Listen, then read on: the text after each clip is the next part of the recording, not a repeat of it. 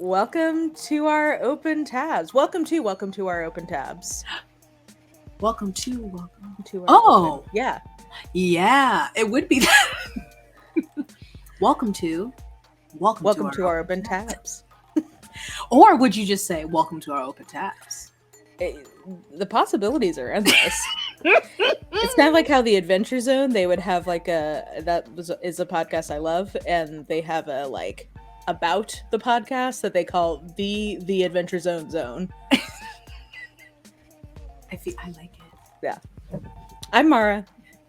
And I'm Jess.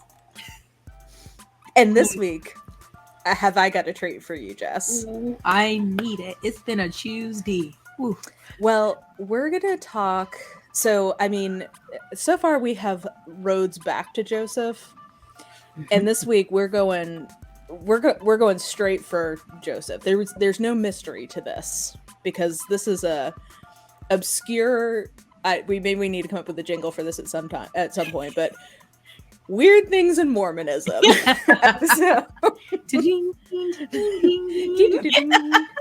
I'm even more excited. Obscure. Yeah. Before we get into today's episode, this is Editing Mara hopping in and realizing that this was my episode to orchestrate, and I failed to do something that I think is pretty important at the top of the show, which is to give a content warning so that you have some informed consent, since this is kind of a heavy subject, and we deal with it with a certain amount of irony and kind of dark humor. So I want you to know that that's sort of the tone, but also just that if you don't want to hear about these topics, that is perfectly understandable. So some content warnings here for racism, child neglect, abuse, spiritual abuse, I think is probably a fair warning to give here.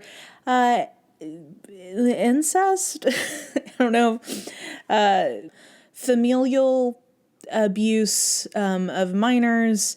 Yeah, just like some dark stuff there. And then I also do want to give some informed consent to anyone who is a believing member of the Church of Jesus Christ of Latter-day Saints, that we are going to be making some comparisons and drawing, comparing and contrasting, so to speak, between the mainstream LDS Church and some of the offshoots that came earlier on in Mormon history. So just want to give you some informed consent there.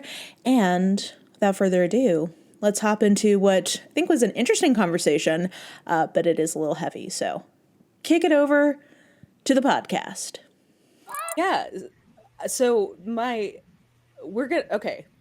I kind of want to call this the polygamy bush. Huh? You'll I don't know why my mind generated. Okay. Mm-hmm.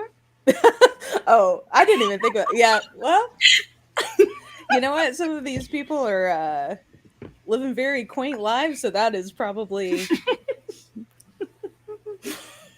that could be very accurate. I don't know what I'm excited to see situation is. But okay, here's kind of like the tab rabbit hole I've been going down, is trying to understand how the different fundamentalist Mormon sects relate to each other. Ooh. Like the family tree of fundamentalist Mormonism. Is it just a bush? Well, we're going to come to the family bush. This seems like an overgrown tree for sure. Yeah. So this is where I didn't want to be just the whiteboard lady, but this might help. So whipping out, for those of you not watching, we're whipping out the whiteboard. You're missing it. So we got good old Joe Smith. Oh. Okay, he's our OG. After Joe, we have racist asshole Brigham Young spit on his grave. I mean, Joseph was too, but Brigham took it up to 11. Okay, then after him, we have John Taylor.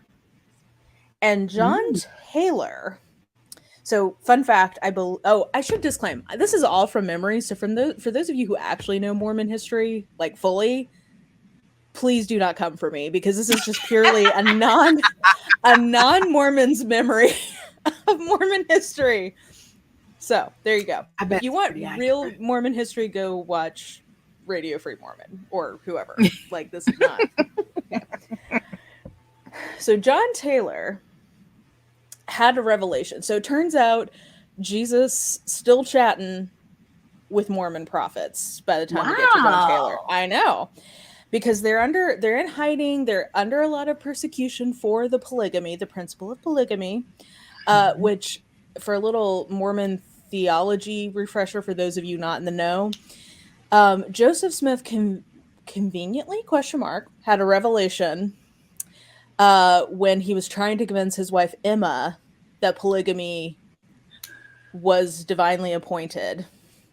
And his brother was like, hey, maybe you could try to have a revelation about this to help convince her, and I'll go pitch it to her if you can have a revelation. So that's how we get D&C 132, which today the church, Doctrine and Covenants 132, which is like one of their scriptures.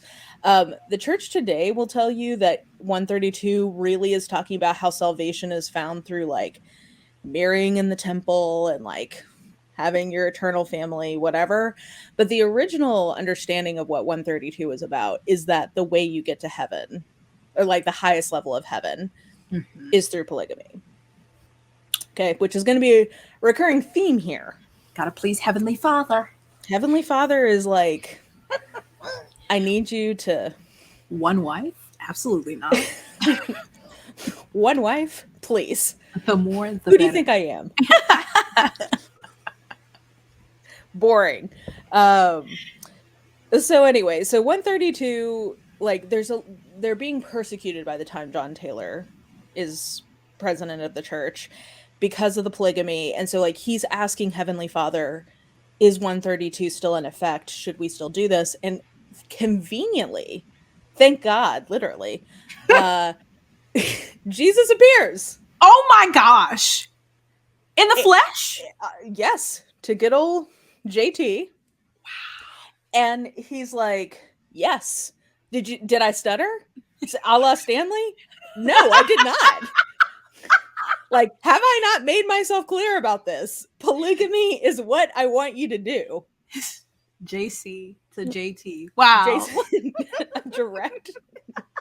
It's almost like, you know, when your boss, like when you're trying to like not do something and you might like follow up with your boss and be like, hey, did you like, is that really that important? And they're like, yes. Did I? I said mandatory. This is not optional. Oh, yeah. Okay.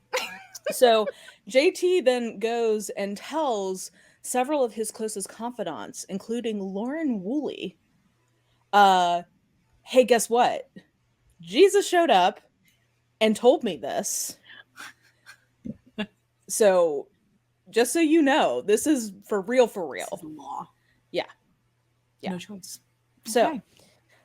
JT dies, and then we get good old Woodruff is his last name. I want to say it's Wilson, like Woodruff. I was going to say Woodrow Wilson. Wait. It's not that, but it's kind of in that vein. But WW.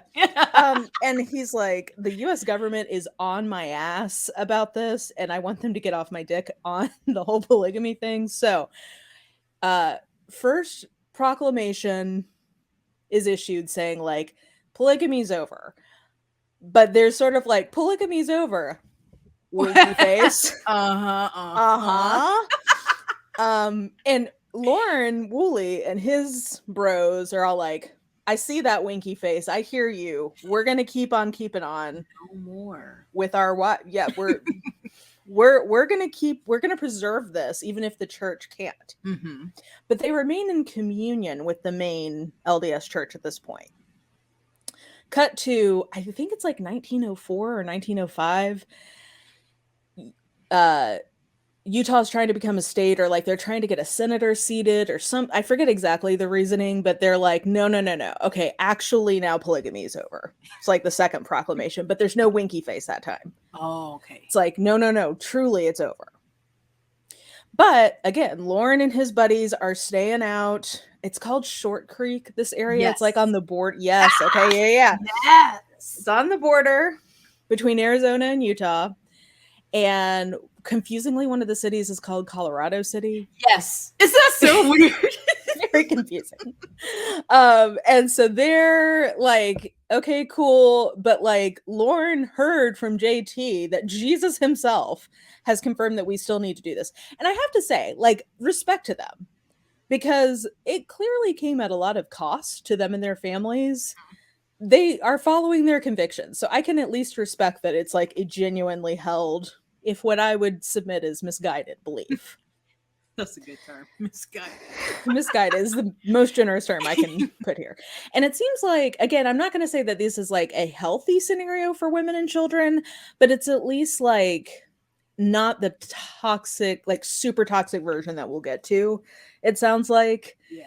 like it's less, it feels less violent, or like, I don't know. I mean, again, not good, but it feels, not to spoil ahead, but we know how they kind of live more in the present. Are they living as sparsely? Like this time? I think, I don't know. I don't know enough about that. I would recommend, what's her name? Lindsay Hanson Parks. Is that her name? Who has the Year of Polygamy podcast? I don't know. I would recommend people who are experts in this. Oh, actually, you know what? I would recommend, we're going to talk about these channels later, but Amanda Ray and then Growing Up in Polygamy are two really good YouTube channels. So we'll talk about them more later. But yeah, I don't know that it's good situation, but I'm not sure if it's like as disparate from normal society as it is today. I don't know. Gotcha. Okay, so Lauren Woolley and whatnot, they're out there like kind of flouting the LDS church, but they're still thinking of it as like, we're preserving what you can't officially do anymore. Mm-hmm. So like, we recognize you as the true church, but we're doing our thing. Okay, cut to, I want to say it's 1929-ish. And our buddy Lauren has what is the core church that we would now probably call the FLDS. Mm-hmm. But at this point, all of the fundamentalists are still together under him. But he meets this dude named, oh God, I can't remember. Charles Eldon Kingston, I want to say, is this guy's name. It sounds believable because I know there's a lot of Kingstons. Well, that's where this is the ultimate destination, is Kingston territory, because good God. Ooh, we put yes. Yep. So Lauren Woolley teaches Kingston the principle of polygamy, because Kingston, I think, is like a normal Mormon at this point, but he gets converted to polygamy. Okay. But he doesn't join the main, we'll call it the FLDS bunch. He, in 1935, question mark, I want to say, founds his, because it's the Great Depression. He found, so he, again, Jesus shows up again. Again? These are truly some sacred people, like truly blessed. He was quite silent there for about 2,000 years or 1,800 years, and then he's showing up all over the place here in the last couple hundred years. God, I gotta go. Gotta go. So he shows up to good old Eldon in a cave, and he's like, I don't remember what all he says, but he gives some wackadoo information to good old Eldon, including the fact that it turns out Eldon is a direct descendant of Jesus. Not him delivering the 23andMe results in person. Dang! Jesus, you are the father of Charles Eldon. In a cave. Okay. So he's in a cave, and I'm trying to remember what all he reveals, but part of what he reveals is that, well, actually, you know what? Let's put a pin in good old Eldon. Okay. So just know that happened in 1935. To come back to how these are all related quickly. So the FLDS is not the same thing as what ultimately becomes the Kingston Clan, which is what I mostly want us to talk about. Mm-hmm.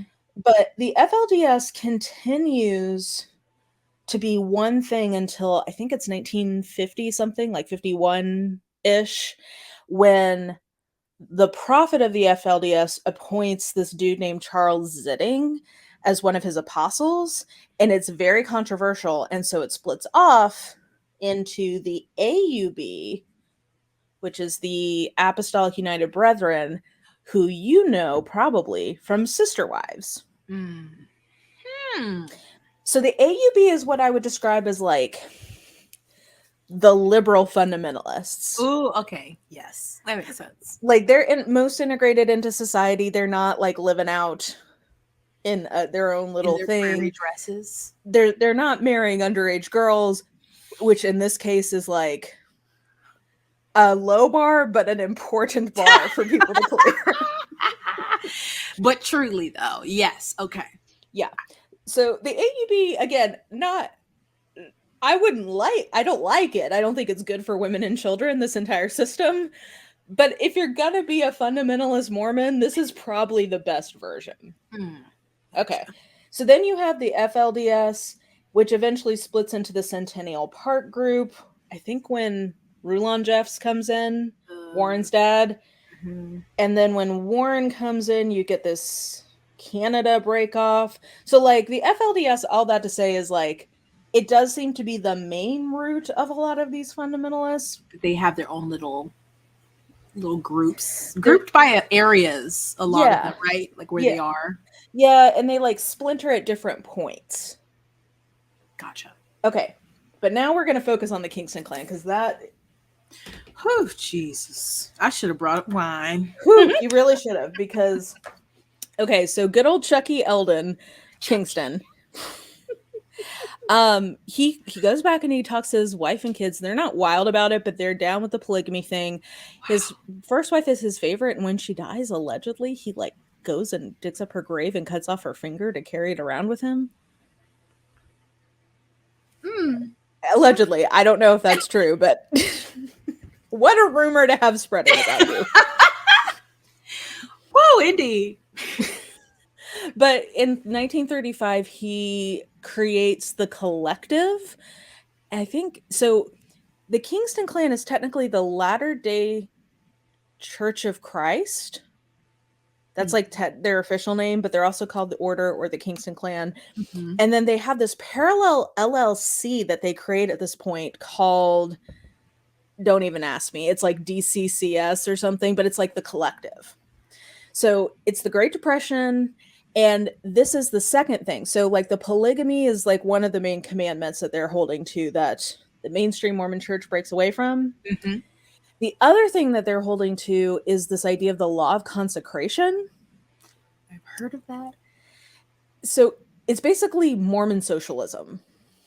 That everybody should give up everything they have and put it into one pot for the common good. Okay. So, yeah. I mean, on the surface, doesn't sound terrible, but I know somehow it's going to turn terrible. Unfortunately, it's if socialism is practiced by either authoritarians or mind control cults, not great. Yeah. Turns out. Yeah. God damn it. So like that's the separate LLC. So it's during the Great Depression, so that's really appealing to people. So like they're pooling their resources. They have this farm that they buy. They have a dairy farm. They have a coal mine. Eventually they end up having over the years, they get a shit ton of businesses. Like apparently there's this whole section of the Salt Lake City greater area that is just like, they own almost all the real estate and they have a ton of businesses. Yeah. So they're living the law of consecration and they're living polygamy. So Eldon is the founder. His brother is this dude named Ortel. Wow. Did we also just talk about the names in Mormonism? They had like Rulon, Ortel. Ortel. I'm just like, Rotel? No, Ortel. Ortel. Old Ortel. Yeah, they got some names. Yeah. So old Ortel is the prof or the president. I don't remember what they call theirs. He's the leader for a very long time. So Mm-hmm. like I think like 40 years. I think he died in like 87.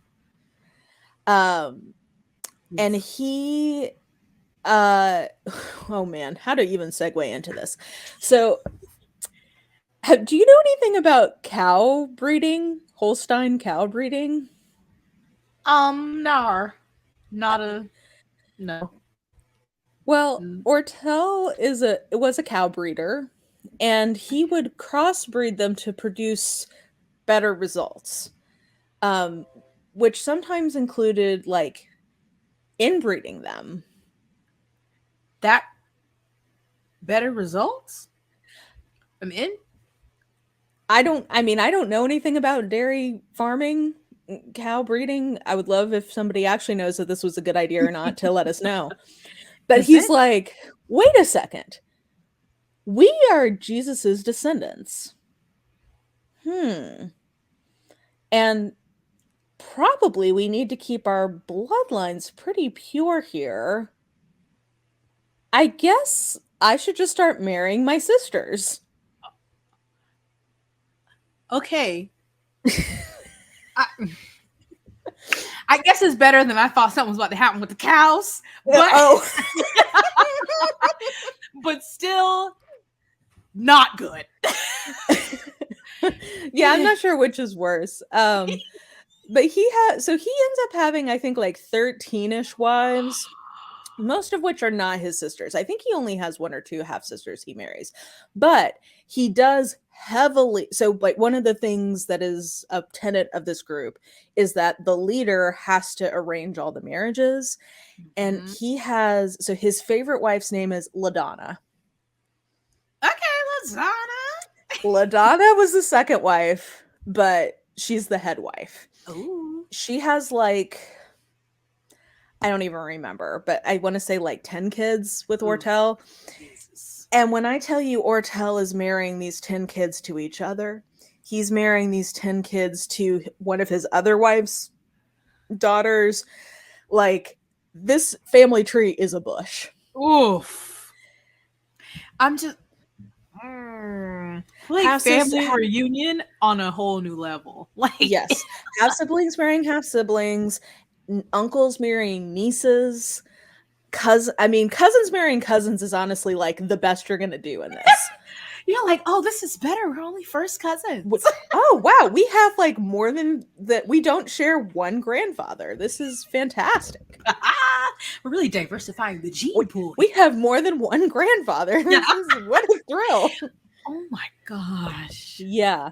So it's bad. I mean, Amanda Ray has a great video about this where she just maps out her relationship in here because she's the granddaughter of his seventh wife.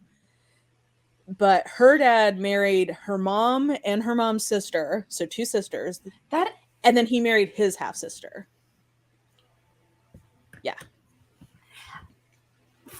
I know the women don't have a lot of choice in these groups, but it's just so wild to me to be married to someone who is also you are sharing with your sister. So like she did genetic testing, her and her full brother and her half brother, and the results came back that her half brother was her full brother and that her brother was her cousin. But it's because like technically like they're so similar in their genes that it just kind of depends on like what amount of genes they each got from their father versus their mothers who were sisters. It's bananas. This is my brother cousin. Yes. But literally though. He's a brother and her cousin. And then her siblings who are from the two half siblings, all of them are both their cousins, like directly their cousins and their brothers. It's a bush. It's so bad. No branches, just and because they're very big on purity, like that's why they're directing all of these marriages, is because they got to keep Jesus's bloodline pure. Yes. We can't have these little heathens coming in here. No. And I'm just going to ask you, how many spoons do you have to talk about racism? I've got the spoons. Okay. Mm-hmm. So I found an article from the Southern Poverty Law Center that basically identifies both the Kingston Clan and the FLDS as hate groups. Um, Now, I will say, just a note, that some of the reasons why they describe their doctrine as hate groups are the exact same teachings of the Mormon church. Like the Mm-hmm. whole Mark of Cain bit. Yes, I've Yeah. heard of that. Yeah. That comes straight from Mama Church Mormonism. So take that, Southern Poverty Law Center. Like, it's not just the off groups. But like apparently a big part of the Kingston Clan blood purity also goes back to racism. So like anybody I so I don't even fully understand this anecdote, but apparently there was somebody whose mom briefly left and married an Irishman and had a kid with them, and so their whole family was considered to be black. Okay, I don't What? have a full thing, but I feel like I heard. I don't know if it was something. There's something that like it makes sense in my mind. I can't remember what, but it was something about Irish people and being looked at as dang. I can't tell you the relation right now, but I understand why that is said, and Well, yet I and don't understand. yeah, and literally like when they came back, so like when the child of that came back into the group and married someone, nobody would marry her kids because Oh, they they were considered to be black. It was bizarre. I mean, the whole thing is bizarre, but like, I mean, it's just a very good example of how racism is completely illogical. But zero sense, but yeah. Mm-hmm. but even like the normal racist logic doesn't even like it doesn't even have normal racist logic. It's like a step further than normal racist logic. It's bizarre. They're So like, there's you see that. this pale, blue-eyed girl over here? She's black. She's actually black. I mean, race is a construct, but at some point, like, can't we? I mean, phenotypes. What? I Yeah. don't understand. So so like they have that. They drop the N word all the time. Apparently, they have like illustrations about how like they'll put like one drop of food dye into a cup of water and then talk about how like it can never be removed. So like if you ever have any blackness in your bloodline, you're just like Mm-hmm. forever tainted. It's giving American. It's giving America. Mormonism is nothing if not an American religion. Love. And so the white horse prophecy is something across all, like it's a part of kind of like Mormon folklore, Ooh. but it's this prophecy where on the last days, like in the last days, black people are going to rise up to try to kill all the white people, which I don't condone violence, but given the history, like that's more logical than some of the racism. But anyway, um, that will happen. And then the red horse will come. And that is the Native Americans coming to help save the white people from the black people. It's bad. Oh. Yeah, I totally see that happening. Because. Mm-hmm. Yeah. Yeah. Yeah. So, what a lovely thing to teach your 7-year-old in Sunday school. I don't know. You're coloring horses. And like, who is that? That's Native American. You're like, that's a horse. That's a horse. That's not a person.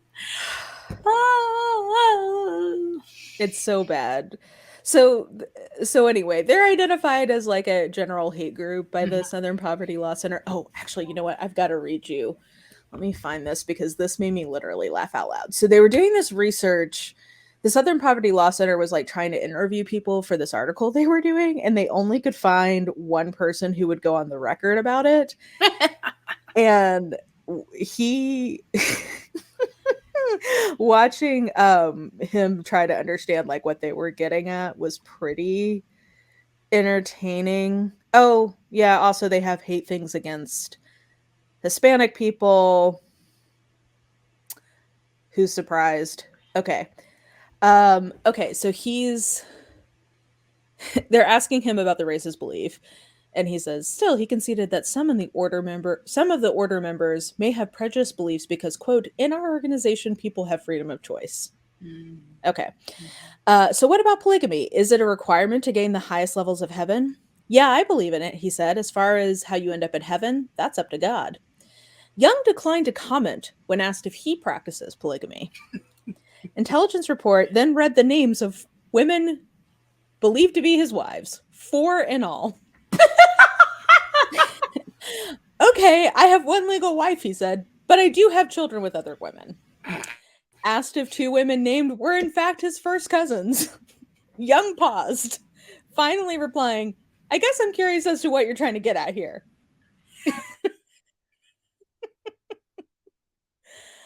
Oh Sir, my God. what do you mean? What? I just have some baby mamas. That's totally normal. Back up off. Before the call ended, Young insisted that he, quote, didn't admit to any kind of incest or anything. Or anything. Yeah. Yeah. So anyway, that just made me laugh of like, what do you think we're trying to get at? Your entire cult is known for marrying your sisters. Like, do you think we don't have questions about how you are related to one of your 4 wives? No, that's why would that ever be a question? This is totally normal. Yeah. And so anyway, aside from like the trying to preserve the Jesus bloodline, it is very tied, like the whole pure bloodlines is very tied to racism.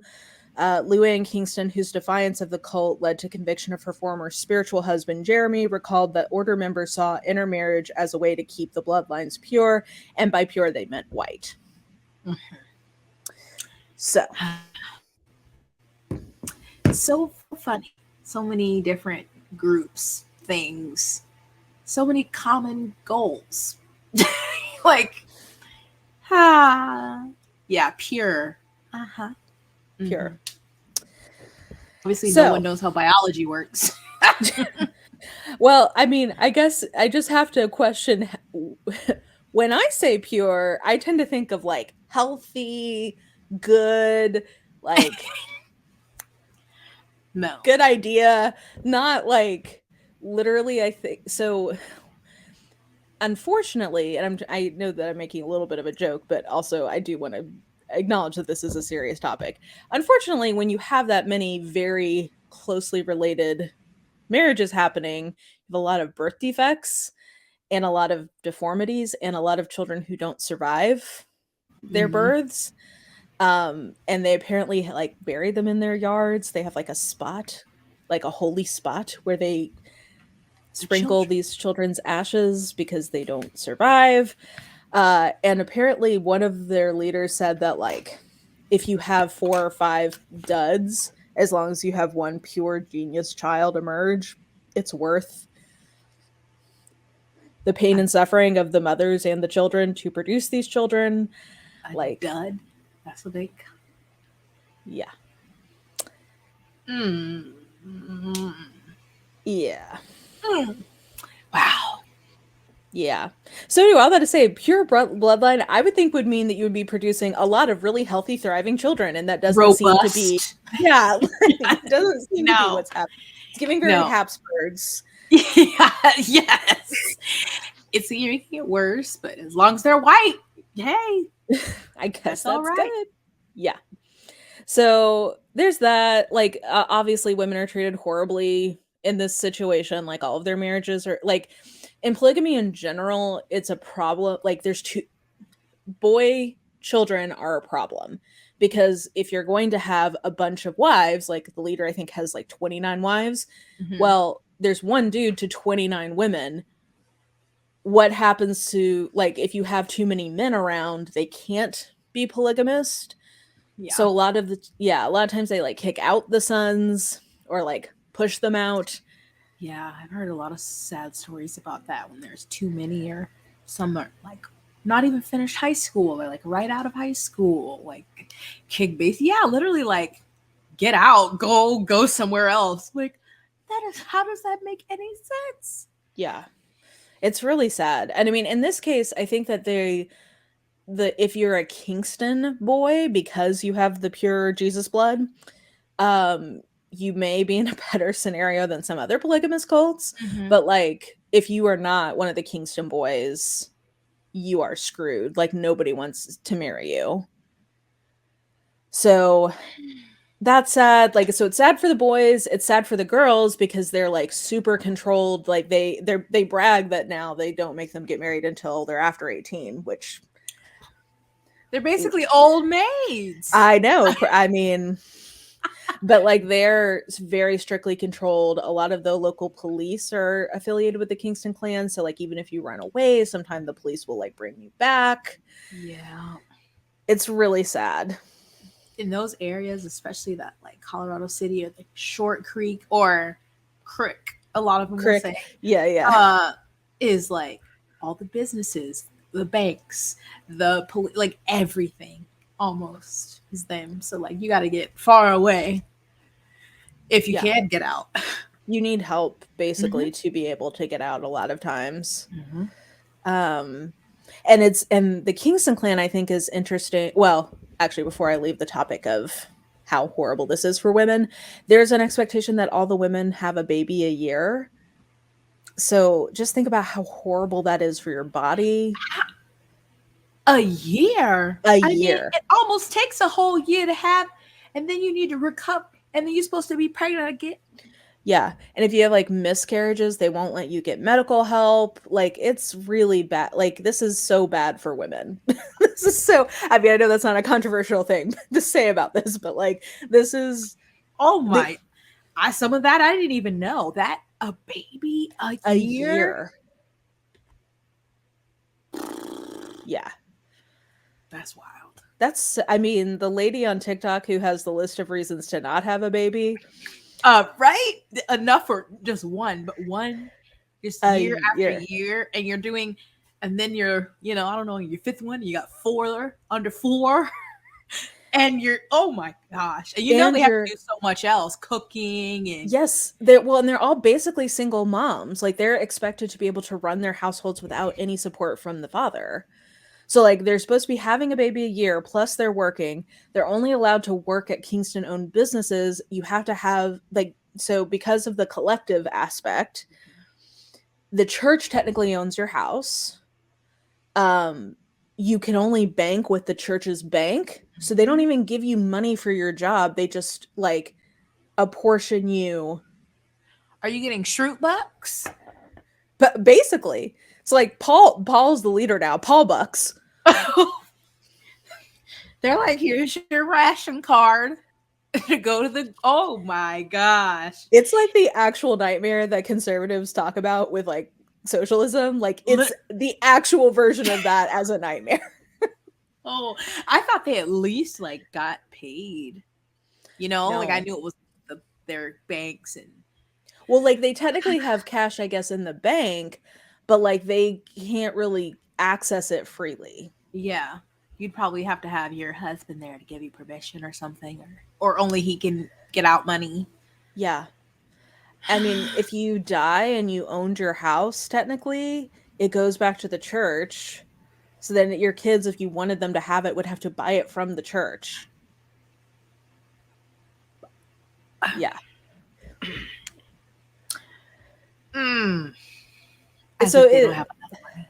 yeah, exactly. I mean, it's very hard to get out of the situation, especially after you've had kids. Like, Yeah. it's a really grim and sad I don't know if situation. I ever asked you this before. Did you ever watch Escaping Polygamy? No, but I've heard, but I need to because I know that they have some of the people from this Mm-hmm. group on there. Yes. Yeah, It Amanda was. Ray, who has the YouTube channel, she was on there, I think. Oh, when you said that name, I was like, oh, that made me think of. I didn't realize that. Let me go see.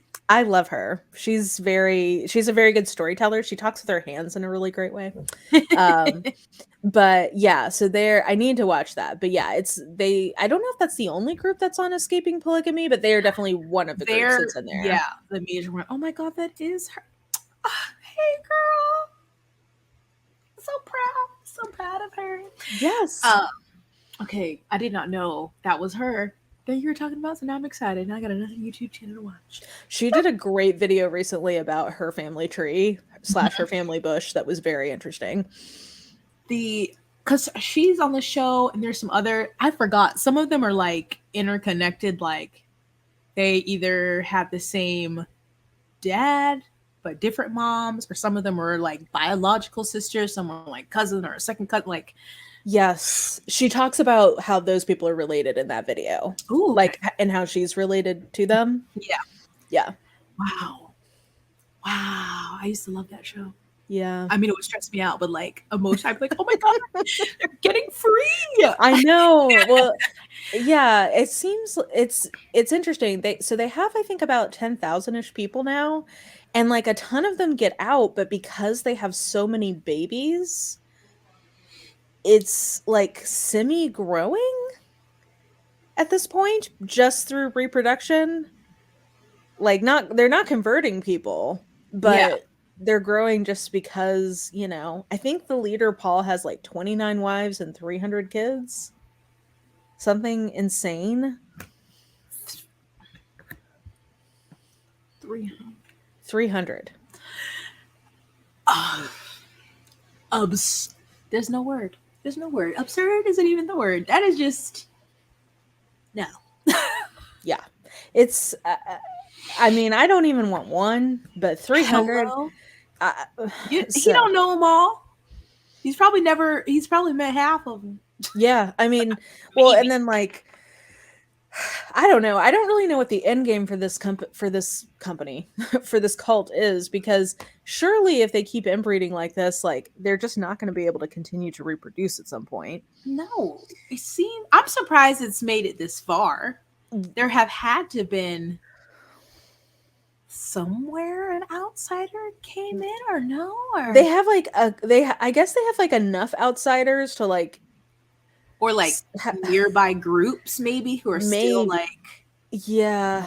I would love to. I feel like, because a lot of cults, I feel like most cults, not all of them, but focus kind of on the end of days. Yes, yeah. And a lot of Mormons are preppers. This group is too. So I wonder if, not to be negative, if at some point they're going to have some kind of mass unaliving because they're like, this is the end or something, because I don't know. But yeah, I don't know, like, do you just keep amassing more money? And they have a lot of money. Like, they have $1 billion.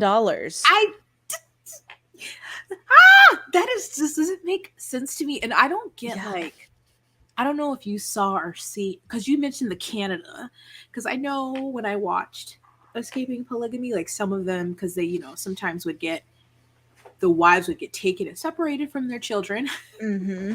And or some people would just get like sent, and their family members wouldn't know where they were going, and sometimes they would be sent to like Canada, and just like be up there and not being able to communicate with people. And it's just like wild to me in this day and age they're able to do that. But I guess the control they have is it's strong. Mm-hmm. And especially having so much money, but the mental already is a lot, but then having the money and the network, that's like a whole nother level. Yeah, well, I mean, like they have, so the Kingston group, I think that they have like a decent number of like people who have been educated in the outside world. So like they have lawyers and stuff. They've really built up a ton of money. There was this big scandal apparently. I think it was like the Washakie Corporation that like got indicted for fraud because they were supposed to be creating these biofuel credits or something. I don't know. But it had a bunch of government money that they won through contracts or whatever. There's this gun company they have called Desert Tech. Oh my God, of course. So I don't know. They have a ton of money, plus they have that level of mind control. So I think that they can just like get away with a lot of shit. Yeah. And with a lot of those young men, they got a lot of free labor, which helped them build more money because they were having them work all these crazy hours building all this stuff and not paying them. And like, yeah. Because when they did like the compound in Texas, and they built for the so FLDS, yeah. They were building. I think they told them they were like building Zion or something. Yeah, There's a lot of Zions in the U.S. in Mormonism. I'm so confused. Like, what is the We got place? upstate New York. We got Jackson Missouri? County, Missouri. We got Nauvoo. We got Salt Lake. We got Texas. Like, y'all got something in every region, apparently. And I hate how far they've contaminated the island of Hawaii. I hate it. I mean, yeah, I don't know. I guess I'm just gonna say that if I were picking paradise, in Jackson County, Missouri would not be at the top of my list. Like, none of these locations. I mean, I've seen pictures of Salt Lake City. Yeah, that I can at least. mountains. Yeah, that I can understand a little bit more. The rest of them, yeah, confusion. But the Kingston group. Yeah. So that's been my recent deep dive, is just getting into the details of the Kingston Clan, and just a dark, bizarre offshoot. And like I said, it's the polygamy bush, because they just are all in there together. There's all Reds and Jessups and Jeffs and Jessup. It was just like here's them, and it's like, and they're just there. They're just everywhere. It's a circle. Yeah. It's not even over. It's a circle. We're all it is. I kind of, because a few of them and different ones. I know, was it a Jessup or a Jeff? Rachel Jeffs or a Jessup? One of the like top dudes' daughter left, and I think she has a book, and I can't think of her name. And I'm like, it could be a Jeffs or a Jessup, honestly. There's a lot of Mormon reading I need to do.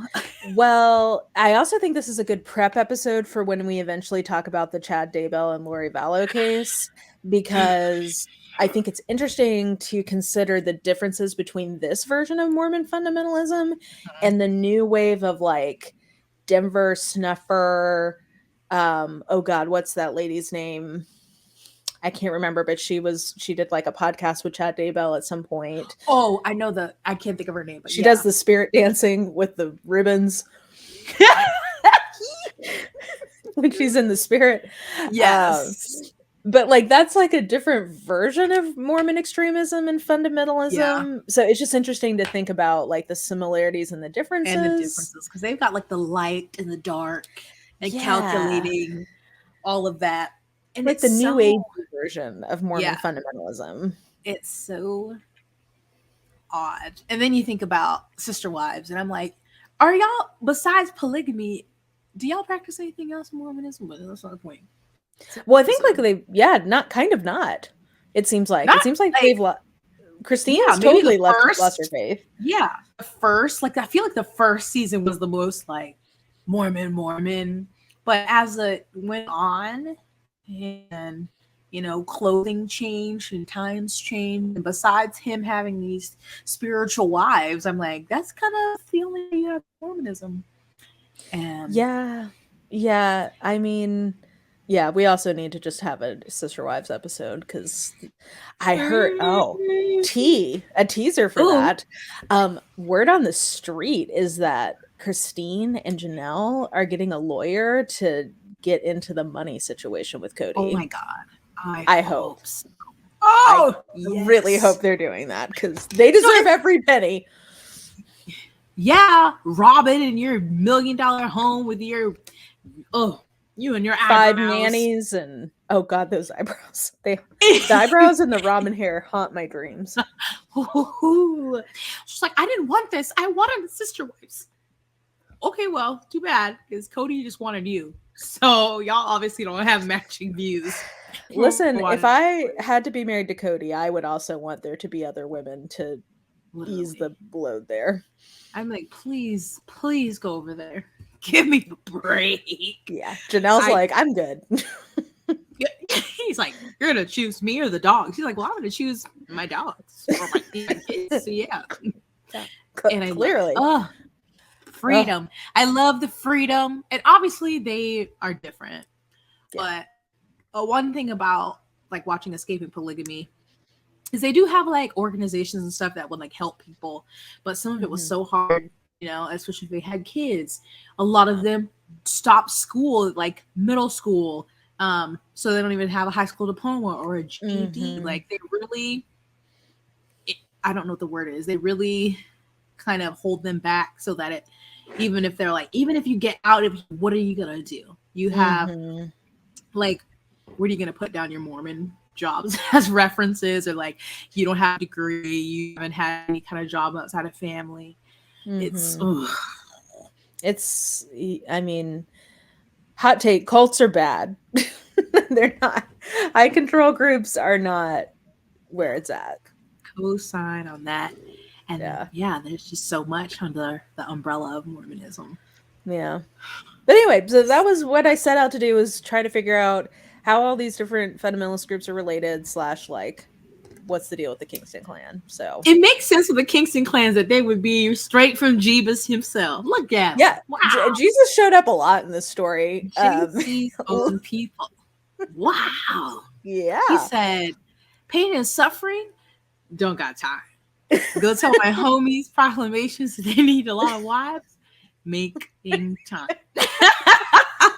Children starving. I have a lot on my agenda, but I have time to talk to you about fucking these children. Oh no, these prayers. Get out of my way. I gotta talk about polygamy. I gotta give the decree, the order. Yeah. You just have to laugh because Mormon Jesus's priorities are very interesting. I love that. Not even he spoke to me. He showed up. Like, that's impressive. That's in a new level. I love the John Taylor one, because it's like, what about this was not clear? Yeah. Hello? Why are you questioning me? Joseph. And you guys are just like not getting this. This is what my priority is. What's not clicking? My priority is for you to have like 20 wives. Hello. You want to be at the highest level of celestial kingdom. Yeah. Don't feed the hungry. Don't, address climate change, which will literally destroy the planet. Like hoard that, whatever. And women. Hoard money, women, and abuse your children. That shall be my proclamation. In my name, I say, amen. Amen. Oh my gosh. It's so... I feel like you could literally talk about Mormonism for the rest of my days. Well, this is why we have I know. Yes. But I mean, like, apparently Christians get frustrated with Mormonism in the sense of, like, it's hard for Mormons to go to Christianity because they've had such a bad, like, when they deconvert, they think about, like, how fucked up Mormon Jesus's priorities are, and it kind of sours them on the whole Jesus thing in general. Yeah. So there's a lot of Mormons who are like, I mean, believe whatever you want, but it's hard for them to reconceptualize Jesus, whose number one priority is not lots of wives. Like, it's hard for them. I imagine I feel like, or I think it's interesting when some who are fundamentalists even just try to do mainstream LDS, and then because some people feel more comfort there. Yeah, I don't know. I feel like I would just be like to all of it, but that's just me, and maybe it would be different in that situation. Maybe you still feel like there's this higher power and they just have it wrong, but I can see how that would be going to just an other denomination would be like, huh? Yeah, because it's a very different Jesus. Yeah. Like, I don't think this is the same JC talking to JT, but I'm gonna keep listening. When was the last Jesus showed up to your prophet, seer, and revelator? Yeah, you go into the church and you're like, so, when's Jesus coming by? Yeah, where's your rock and hat? Last time he talked to the preacher. Yeah. It's like, oh no, I mean, the preacher prays all the time. It's like, no. I'm not talking about praying. I'm not talking about God talking to you. I'm talking Jesus about in the flesh. Come here. In the building. To give you his agenda for the next couple of years. My Jesus shows up every, decade or so to reconfirm what's on the to-do list. Basically, he comes for the census And he's like, we don't have enough people, more wives, more on children. this. Yeah. I'm surprised that there have been no modern day sightings of Jesus. Or he hasn't come down to give any proclamations lately. Well, again, I mean, yeah, I know we probably need to wrap up here, but again, apparently a lot of Mormons believe that Jesus does show up to Russell M. Nelson on the reg, and they like intentionally foster that impression that Jesus is physically showing up to the current prophet and quorum of the 12. And he didn't warn them about COVID. Wow, that's rude. He did make it clear that Mormon is an offensive term, and we should only be referring to it as the Church of Jesus Christ of Latter-day Saints. That was the most recent Jesus's agenda item. I can't track this man. He seems all over the place. That's wild. He has some interesting priorities. What book is he working off of? You know what, Jessica? His ways are not our ways. Oh, you're right. How dare I, lowly black woman, question the white Jesus? Why wouldn't he tell him about COVID? That's rude. I think so.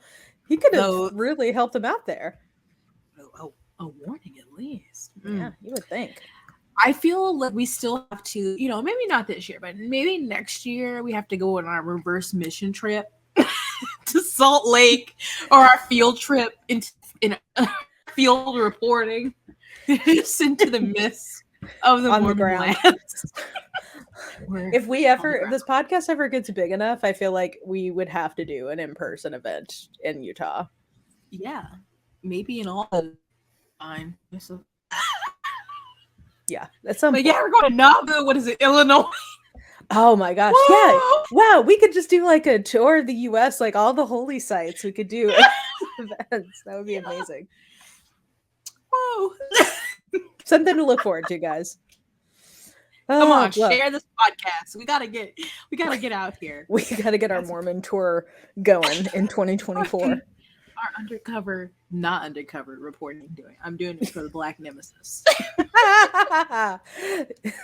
Yeah. I love it. I'm closing my tabs, and next week we can talk about your or next time. I don't know what our schedule is, by the way, but whatever. Whenever we next talk, we'll look at your tabs. Yeah. I gotta go in there and figure out. Just from this conversation alone, I've been like, and I try to focus. There's never ending supply. This road to JoJo never ends. Yeah, it just keeps on going. You think you get there, and it curves. Yeah, you just see Joseph in the far distance. He's everywhere. Like, Joe Smith. Oh, Joe. What a guy. What a champ. Well, Jess, where can people find you on these internet streets? Well, on the interwebs. Sometimes I do post on my YouTube, which is Jess Owens. I'm showing this as if you can see it. If you're listening, it's just Jess Owens. Twitter _ said by Jess. Although by the day, I am liking Twitter less and less because Elon Crust has ruined things. That's why I got out. And then most actively come to the TikTok. Yes. Said by Jess. Because I don't really post on Instagram, but yeah, that's mostly where you can find me these days. Love it. Where's Mara? Find me? Yes, you can find me at Books Like Whoa on YouTube and TikTok and Goodreads and sometimes Instagram, but not Twitter because once Elon arrived, I left. So smart. Wow. It's just not the same. I know. I don't trust him with my data, and now they're trying to take TikTok from us, and I feel pride of my cold days. I can't even contemplate that. No. But yeah, okay. Well, we will be back with you sometime soon to talk about some more tabs, some more internet rabbit holes, some more niche interests. Don't worry. All of the tabs never truly close. They're always open. Yes. We will talk to you guys then. Bye. Bye.